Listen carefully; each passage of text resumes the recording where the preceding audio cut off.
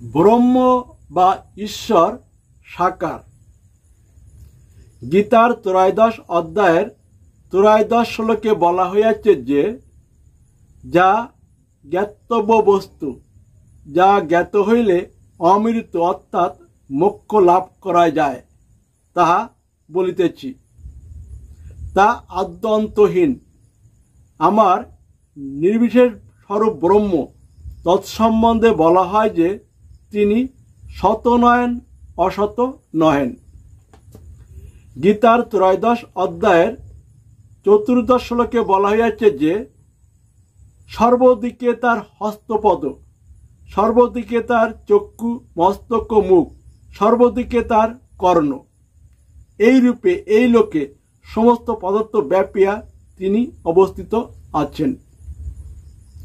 গীতার ত্রয়োদশ অধ্যায়ের পঞ্চদশ শ্লোকে বলা হয়েছে যে তিনি চক্ষুরাদি সমুদয় ইন্দ্রিয় বৃত্তিতে প্রকাশমান, অথচ সর্ব ইন্দ্রিয় বিবর্জিত, নিঃসঙ্গ অর্থাৎ সর্বসঙ্গশূন্য, অথচ সকলের আধারস্বরূপ, নির্গুণ, অথচ সত্তাদিগুণের বক্তা বা পালক। গীতার ত্রয়োদশ অধ্যায়ের ষোড়শ শ্লোকে বলা হয়েছে যে সর্বভূতের অন্তরে এবং বাইরেও তিনি, চল এবং অচলও তিনি, সূক্ষ্মতাবশত তিনি অবিজ্ঞ এবং তিনি দূরে থাকিও নিকটে স্থিত। গীতার ত্রয়োদশ অধ্যায়ের সপ্তদশ শ্লোকে বলা হয়েছে যে তিনি অর্থাৎ তথবা সর্বত অপরিচ্ছিন্ন হইলেও সর্বভূতে ভিন্ন ভিন্ন বলিয়া প্রতীত হন। তাকে ভূত সকলের পালনকর্তা, সংহর্তা ও সৃষ্টিকর্তা জানিবে। গীতার ত্রয়োদশ অধ্যায়ের অষ্টাদশ শ্লোকে বলা হয়েছে যে তিনি জ্যোতি সকলেরও অর্থাৎ সূর্য আদিরও জ্যোতি। তিনি তমের অর্থাৎ অবিদ্যারূপ অন্ধকারের অতীত। তিনি বুদ্ধিবৃত্তিতে প্রকাশমান জ্ঞান। তিনি জ্ঞেয়তত্ত্ব, তিনি জ্ঞানের দ্বারা লভ্য, তিনি সর্বভূতের হৃদয়ে অবস্থিত।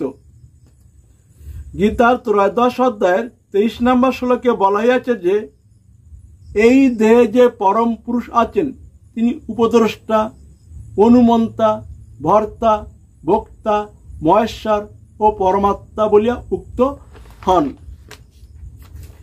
গীতার ত্রয়োদশ অধ্যায়ের 28 নম্বর শ্লোকে বলা হয়েছে যে যিনি সর্বভূতে সমভাবে অবস্থিত এবং সমস্ত বিনষ্ট হইলেও যিনি বিনষ্ট হন না, সেই পরমেশ্বরকে যিনি সম্মুখ দর্শন করিয়াছেন তিনি যথার্থ দর্শী।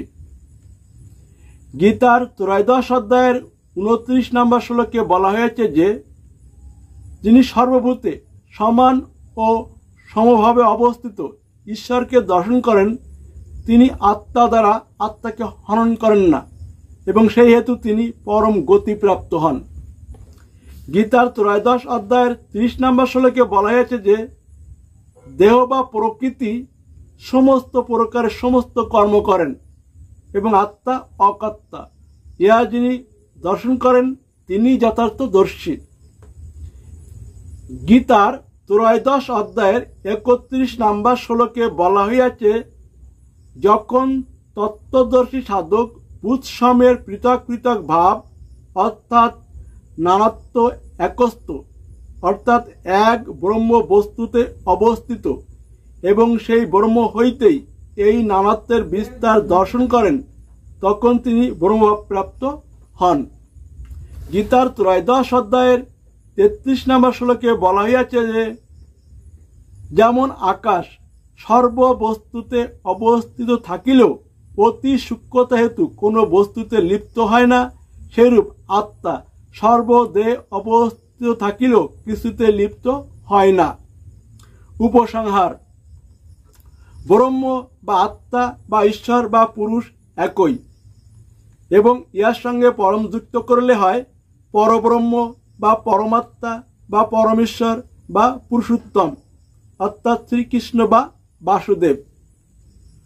অনন্ত কোটি ব্রহ্মাণ্ডের অধীশ্বরী হইলেন পরব্রহ্ম বা পরমাত্মা বা পরমেশ্বর এবং তিনি সেই পরম ছেড়ে একটা ব্রহ্মাণ্ডে ব্রহ্ম বা আত্মা বা ঈশ্বর, এবং তিনি প্রতিটা দেহে জীবাত্মা বা মোহযুক্ত ঈশ্বর বা মহেশ্বর রূপে বিরাজমান।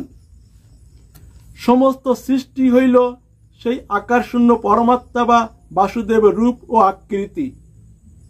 তাই শাস্ত্রে বলা হয় তিনি ছাড়া দ্বিতীয় আর কেউই নাই।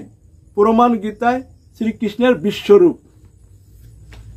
তাই সাধন ভজন হইল গীতার নিয়মে তামসিক ও রাজসিক খাবার ত্যাগ করে সাত্ত্বিক খাবার গ্রহণ করে দেহটাকে সারা জীবন সংযম রাখা। তা হইলে শ্রীকৃষ্ণের কৃপায় মোহযুক্ত দেহ ছেড়ে মোহমুক্ত ঈশ্বর বা আত্মায় গমন করে সিদ্ধি লাভ করিতে পারিবেন। অর্থাৎ আপনারা এখন অহংকারযুক্ত দেহ থেকে সব কিছু ভিন্ন ভিন্ন দেখছেন, তবে অহংকারমুক্ত আত্মায় গেলে তখন সব কিছুই একই দেখবেন, এবং সে আত্মা বা ঈশ্বর থেকে পরমাত্মা বা পরমেশ্বরে অর্থাৎ বাসুদেবে বা শ্রীকৃষ্ণতে গমন করলে বা লীন হইলে চিরস্থায়ী মুক্তি বা মোক্ষ প্রাপ্ত হইবেন। তাই ধর্মীয় শাস্ত্র গীতার মতে মুক্তি 3 প্রকারের, যথা 1. দেহ অবস্থানকারীদের দেহের কর্মফল অনুসারে স্বর্গ নরক ও পৃথিবীতে বারবার ভ্রমণ অর্থাৎ বারবার জন্ম মৃত্যুর কষ্ট, যাকে ক্ষণস্থায়ী মুক্তি বলে। 2. দেহ ছেড়ে আত্মায় অবস্থানকারীদের আত্মার লোকে বা ব্রহ্মলোকে বা ঈশ্বরের কাছে দীর্ঘস্থায়ী বসবাস অর্থাৎ দীর্ঘস্থায়ী মুক্তি। এবং 3.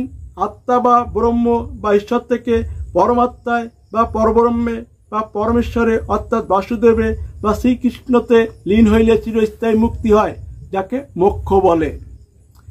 এখন আপনারা দেহ হয়ে থাকবেন নাকি আত্মা হইবেন, নাকি ভক্ত হয়ে থাকবেন নাকি পরমাত্মায় যাইবেন, সেই চাওয়াটা আপনাদের, আর পূরণ পরমেশ্বর স্রষ্টার স্বয়ং ভগবান শ্রীকৃষ্ণের।